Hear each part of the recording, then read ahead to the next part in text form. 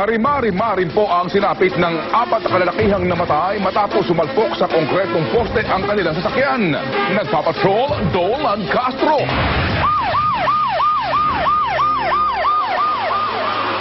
Mistulang pinitpit na lata ang isang eksalta na ito na nakahambalang sa may Pitwason sa Cubao. Matapos ang malagim na aksidente, alas 3 kanina madaling araw. Binombahan pa ng mga bumbero ang paligid ng kotse, lalo't nangangamig gasolina sa lugar. Maya-maya pa, sinuri ng mga medic ang kalagayan ng mga sakay nito. Kadunos-unos ang mga sugat na kanilang tinamo sa katawan at ulo. Sa punto pong itutulong-tulong ngayon ang ating mga kawanan rescue team para putuloyan ng mayale sa mga biktima sa matinding pagkakaipit. Ginagamitan po nila ng hydraulic cutter itong sakyan na ito para tuluyang makalas na ang mga bahagi ng sasakyan para madala sa ospital ang mga biktima. Habang sinusuri ng mga taga-QC Red Cross ang matinding pinsala ng mga biktima, kinalas naman ng mga taga-DPOS ang bubungan ng sasakyan. Ilang sandali pa, isa-isang inialis ang mga biktima. Kwento ng mga nakakita, galing EDSA ang kotse at mga bagtas ng Pitwason. Matuloy ng kanilang takbo nang sumalpok ito sa konkretong poste doon. Kung mabilis ang takbo mo at pangurbada, yun ang tendency. Napakalakas daw na busina. Pagkatapos nakarinig sila ng malakas na banggana. Inilalaan 2 sa mga biktima na sina Sydney Vernon Shaw at Davidson Viray. Dinala sila sa East Avenue Medical Center kung saan sila iniligtarang patay.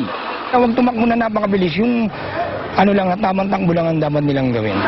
Dinala naman sa Labor Hospital ang 2 pang pasahero kung saan iniligtara din silang patay. Dolan Castro, Patrol ng Pilipino.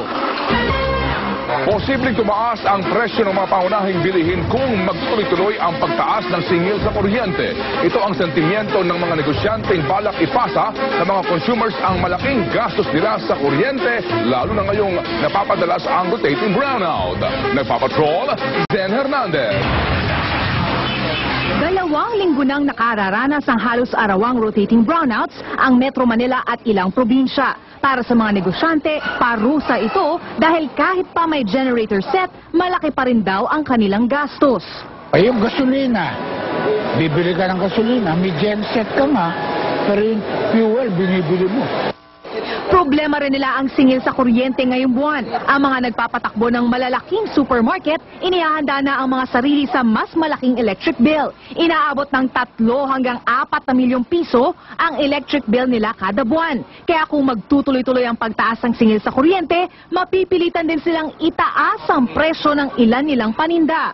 Ito rin ang balak gawin ng mga maliliit na supermarket. Pwede namang select the items which are not sold on a daily basis, hindi mga talagang fast-moving consumer items. No? Doon nyo ipatong, no? And then pwede tanggalin later on. Pero sa ngayon, puro pagtitipid muna ang kanilang ginagawa. Kung walang masyadong bumibili, nagpapatay sila ng ilaw at aircon. Pero ang mga consumer nag-aalala na sa posibleng pagtaas ng presyo ng mga bilihin. Sana bilang malasakit sa aming mabababa, sana wag naman silang magtaas. May mga puhunan sila eh. May pera talaga sila. Kami ang lugi. Nagpaalala naman ng DTI, hindi maaaring basta na lang itaas ang presyo ng bilihin nang hindi nila ito sinasang-ayunan. Zen Hernandez, Patrol ng Pilipino.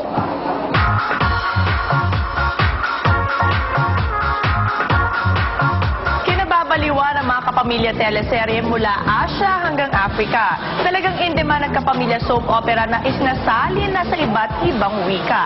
Nagpapatrol, Marie Lozano.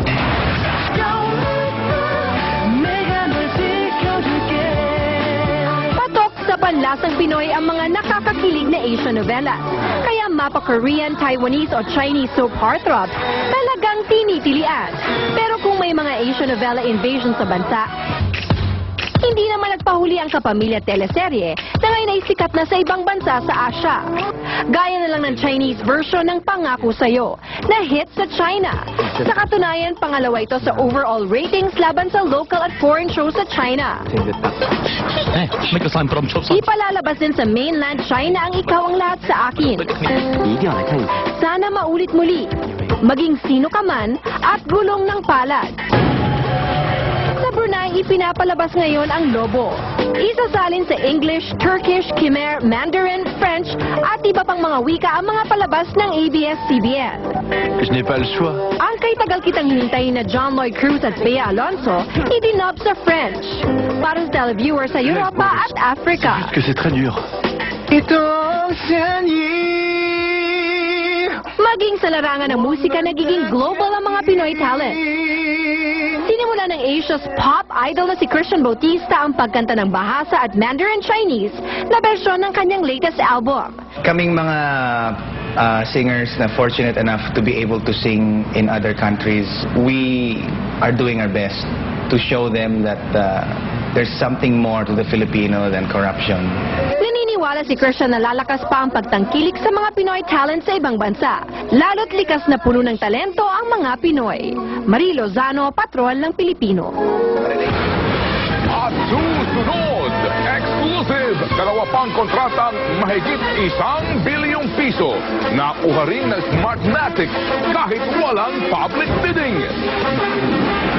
Exclusive, proklamasyon sa mga mananalong kandidato sa halalan, posibleng maantala. Alamin kung bakit.